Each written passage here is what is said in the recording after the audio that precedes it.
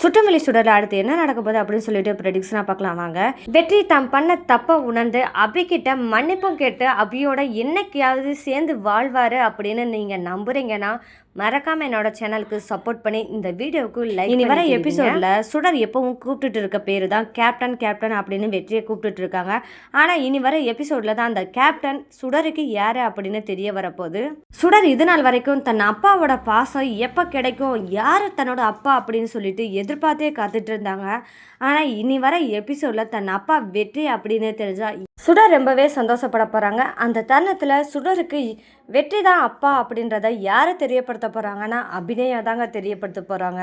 நீ சுடர் தன் அம்மா கிட்ட என்ன கேட்க போறாங்கன்னா, வெற்றி தான் என்னோட அப்பாவாம்மா அப்படின்னு சொல்லி கேட்க, ஆமாம்மா அப்படின்ற அளவுக்கு சொல்ல போகிறாங்க. அது எப்படி நடக்க போகுது அப்படின்னு பார்த்தா, ஏற்கனவே போன வர எபிசோடில் அபிநயா கோயிலுக்கு போயிருந்தாங்க தன் அண்ணனோட. அந்த சமயத்தில் தான் ஒரு தடங்கல் அறிகுறியாக ஒரு நிகழ்வு நடக்குது. அந்த நிகழ்வில் தான் சண்முகம் என்ன பண்ணுறான்னா, ஒரு சாமியார் கிட்ட இது ஒரு தடங்கல் மாதிரி, யாரோ உன்னோட ரத்த உறவுக்கு தான் ஏதோ பிரச்சனைகள் நடக்க போகுது அப்படின்னு சொல்லிட்டு அந்த சாமியார் சொல்ல, இதை கேட்ட சண்முகம், இதுக்கு ஏதாவது பரிகாரம் இருக்கா சாமி அப்படின்னு சொல்லி சண்முகம் கேட்க, இருக்கு, 108 குடம் தண்ணி எடுத்து சாமிக்கு அபிஷேகம் மாதிரி தண்ணி ஊற்றுங்க அப்படின்னு சொல்லி சாமியார் சொல்லிடுறாரு. இதை கேட்டதுமே சரி சாமி நான் அப்படியே செய்கிறேன் அப்படின்னு சண்முகம் சொல்லும் போது தான் அந்த சாமியார் இன்னொரு நிபந்தனை வைக்க போகிறாரு. இந்த பரிகாரத்தில் உங்கள் ரத்த உறவுகளும் கலந்துக்கிறணும், அவங்களால இந்த பரிகாரம் நிறைவடையணும் அப்படின்னு சொல்லுவார். இந்த இடத்துல தான் சண்முகம், நம்ம ரத்த உறவுகள்னால் நம்ம குழந்தைகள் அபிநயா இவங்கெல்லாம் நம்ம கூட தானே இருக்காங்க, அப்போ இந்த பரிகாரத்தை நம்ம செஞ்சிடலாம் அப்படின்னு சொல்லிட்டு சண்முகம் நினைக்கிறாரு. அந்த தருணத்தில் தான் அபிநயா என்ன பண்ணுறாங்கன்னா, ரொம்ப மனசு உருங்கி சாமியை கும்பிட்டுட்டு இருக்கிற தருணத்தில் தான் வெற்றியும் அதே கோயிலில் ஒருத்தனை துரத்திக்கிட்டு குளத்து சைடு வராங்க. அந்த இடத்துல தான் சண்முகம் ஏற்கனவே குளத்துலேருந்து தண்ணி ஊற்றிட்டு இருக்கதை பார்த்தா சுடருக்கு இது எதனால இவர் இப்படி பண்ணுறாரு அப்படின்னு சுடர் தெரிஞ்சுக்கிட்டாங்க. இதனால சுடர் என்ன நினைக்கிறாங்கன்னா, தருண் இனி மாமாவுக்கு நம்ம ஹெல்ப் பண்ணலாமே அப்படின்னு சொல்லிட்டு சுடர் நினைக்கிறாங்க. அந்த இடத்துல தான் குளத்துல தண்ணி எடுக்கணும் அப்படின்னு சொல்லிட்டு சுடரும் தருணும் கிளம்பி போறாங்க. அந்த தருணத்துல தான் வெற்றி ஒருத்தரை துரத்திட்டு வரும்போது அடிபட்டு கீழே விழுந்துறாரு. அப்படியே குளத்துக்குள்ள உருண்டு போய் தண்ணிக்குள்ள விழுந்துறாரு. இதை பார்த்த சுடருக்கு ரொம்பவே பயந்துட்டாங்க. ஏன்னா விழுந்தது கேப்டன் அப்படின்றது மட்டும் இல்லாமல் தன் அப்பா தெரியாமையே பாவம் ரொம்பவே பயப்படுறாங்க சுடர். தருணும் என்ன பண்ணுறான்னா, எதனால் ஹெல்ப் பண்ணுவோம், வெற்றியை எப்படியா தண்ணிக்குள்ளேருந்து தூக்கணும் அப்படின்னு சொல்லிட்டு 2 பேருமே முயற்சி பண்ண போகிறாங்க. அவங்களால வெற்றியை கண்டிப்பாக தூக்க முடியலன்னு உணர்ந்ததுமே சுடர் என்ன பண்ண போகிறாங்கன்னா, தன் அம்மாவான அபியை கூப்பிட போகிறாங்க. அம்மா இங்கே வாங்கலே அப்படின்னு சொல்லி கத்த போகிறாங்க. அப்போ தான் அபிநயா சாமி கும்பிட்டுட்டு இருக்கும்போது தான் தெரிய போகுது, சுடர் கூப்பிட்ற மாதிரி சத்தம் கேட்குதே அப்படின்னு சொல்லிட்டு அபிநயா நினைக்கிறாங்க. அண்ணா வாங்கண்ணா, என்னமோ சவுண்டு கேட்குற மாதிரி இருக்குது, சுடர் நான் என்னை கூப்பிட்ற மாதிரி இருக்குது, வாங்க போவோம் அப்படின்னு கேட்கும்போது தான் அவள் குளத்துக்கிட்டெல்லாம் தண்ணி எடுக்க போயிருந்தா. அப்போது குளத்துக்குள்ளே விழுந்துட்டாலோ அப்படின்னு சொல்லிட்டு அபிநயாவும் சண்முகமும் ஓடோடி போய் பார்க்க போகிறாங்க. அந்த இடத்துல யார் இருக்காங்கன்னா, வெற்றி குளத்துக்குள்ளே இருக்கிறதா பார்க்க போகிறாங்க. ஆனால் வெற்றியை தூக்குற வரைக்கும் அது வெற்றி அப்படின்னு தெரியாத அளவுக்கு தான் அபியும் சண்முகமும் சேர்ந்து தூக்க போகிறாங்க. அந்த இடத்துல தான் எதிர்பாராத விதமாக தான் அபிநயா வெற்றி முகத்தை கரெக்டாக பார்க்க போகிறாங்க. அந்த தருணத்தில் இது வெற்றியா, வெற்றிக்கு அடிபட்டு தான் இவ்வளோ தூரம் விழுந்திருக்காரா அப்படின்னு சொல்லிட்டு ரொம்பவே பதறி அடிக்க போகிறாங்க. அப்போ தான் அபி சண்முகத்திட்ட வாங்கண்ணா தூக்குங்க அப்படின்னு சொல்லிட்டு 2 பேருமே தூக்கி எங்கே வைக்க போகிறாங்கன்னா, குளத்தின் மேட்டில், அதாவது ஒரு படியில் படுக்க போட்டு வச்சுருக்க போகிறாங்க அபிநயா. அந்த இடத்துல தான் அபிநயா ரொம்ப கெஞ்சி கதற போகிறாரு. வெற்றி உனக்கு என்ன ஆச்சு அப்படின்னு சொல்லிட்டு ரொம்பவே அழுது துடிக்க போகிறாங்க. இந்த இடத்துல தான் சுடருக்கு ஒரு கேள்வி வரப்போகுது, எதுக்கு அம்மா கேப்டனை பார்த்து அழுகணும் அப்படின்னு சொல்லிட்டு கேள்வி எழும்ப போகுது. சுடர் ஒரு பக்கம் இப்படி நினச்சிக்கிட்டு இருக்க சமயத்தில் தான் ஒரு ஆம்புலன்ஸுக்கு ஃபோன் பண்ணி வெற்றியை ஹாஸ்பிட்டலில் அட்மிட் பண்ண போகிறாங்க.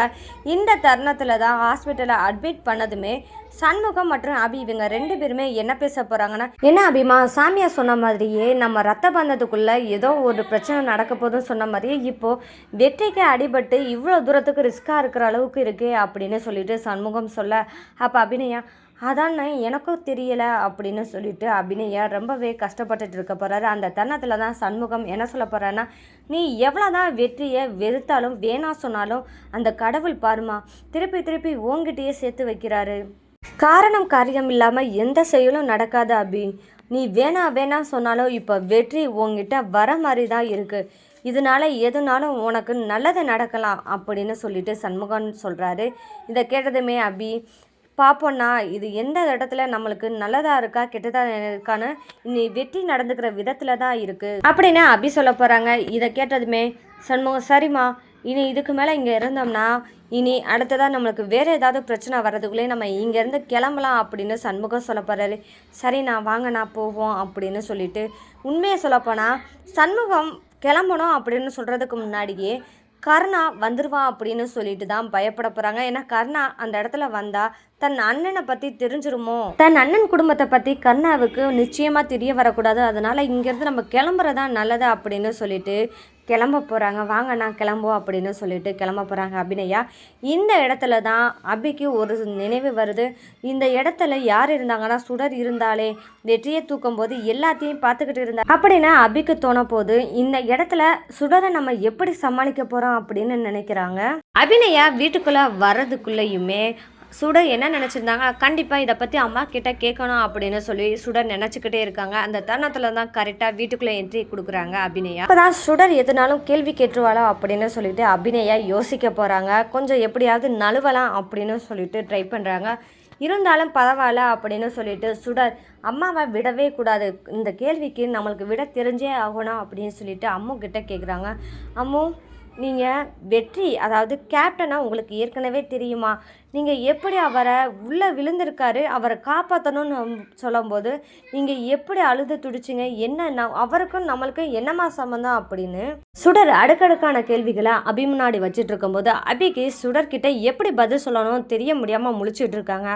அந்த தருணத்தில் தான் சண்முகம் கரெக்டாக என்ட்ரி கொடுத்து, இங்கே பாருமா சுடர், அவரை தெரியும், ஏன்னா உங்கள் அம்மா இங்கே தானே பிறந்து வளர்ந்தா, அதனால அவங்கள பற்றி தெரியும், அவ்வளோதான், ஜஸ்ட் ஃப்ரெண்டாக கூட இருக்கலாமே, ஏன் இவ்வளோ கேள்வி கேட்குறா சுடர் அப்படின்னு சொல்லிட்டு சண்முகம் சொல்ல போகிற. இதை கேட்ட சுடர், இல்லையே மாமா, எனக்கு அந்த மாதிரி தெரியலையே, அம்மா ரொம்பவே ஃபீல் பண்ணி அழுதாங்க அப்படின்றம்போது எனக்கு ஏதோ ஒரு மாதிரி இருக்கு மாமா அப்படின்னு சொல்லிட்டு சொல்லுவாங்க.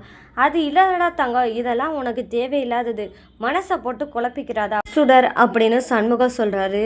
சரி மாமா அப்படின்னு சொல்லிட்டு சுடர் சொல்லிடுறாங்க. இது ஒரு பக்கம் இருக்க அபிநயா, என்னன்னா இப்படி சுடர் கேள்வி கேட்குறா, அவளுக்கு சந்தேகம் வந்துருச்சு போல அப்படின்னு சொல்லிட்டு அபிநயா சண்முகத்திட்ட கேட்க சண்முகம் என்ன சொல்கிறான், அப்படியெல்லாம் இருக்காது அபி, நீயா எதுவும் கற்பனை பண்ணாத அப்படின்னு சொல்லிட்டு அபியும் கொஞ்சம் சமாதானப்படுத்துகிறாரு சண்முகம். இது ஒரு பக்கம் இருக்க நீ அடுத்து அபிநயா எப்படி ஜெயிலேருந்து வெளிவரதுக்கான ஆதாரத்தை ரெடி பண்ணுவாங்க அப்படின்னு பார்த்தா அபிகிட்ட லாயர் பிரபாகரன் ஒரு க்ளூ கொடுத்துருந்தாரு. என்னன்னா, இந்த மாதிரி நான் கர்ணா வீட்டுக்கு நான் ஏதாவது ஒரு கேஸ் எடுக்கிற மாதிரி உள்ளே போனேன்னா உங்கள் சம்மந்தமான கேஸுக்கான ஏதாவது க்ளூ கிடைக்குமா அப்படின்னு சொல்லி நான் பார்க்குறேன் அப்படின்னு அந்த லாயர் சொல்லியிருந்தாரு. அதுக்கான சந்தர்ப்பத்தை எதிர்பார்த்து இந்த லாயர் இனி கர்ணா வீட்டுக்கு ஒரு கேஸ் எடுக்கிறதுக்காக இனி உள்ள என்ட்ரி கொடுக்க போகிறாரு. இந்த மாதிரியான பல சுவாரஸ்யமான நிகழ்வுகள்லாம் நீங்கள் தெரிஞ்சுக்கணும், மறக்காமல் என்னோட சேனலை சப்போர்ட் பண்ணி ஆதரவு தெரிவிங்க. மீண்டும் சந்திப்போம்.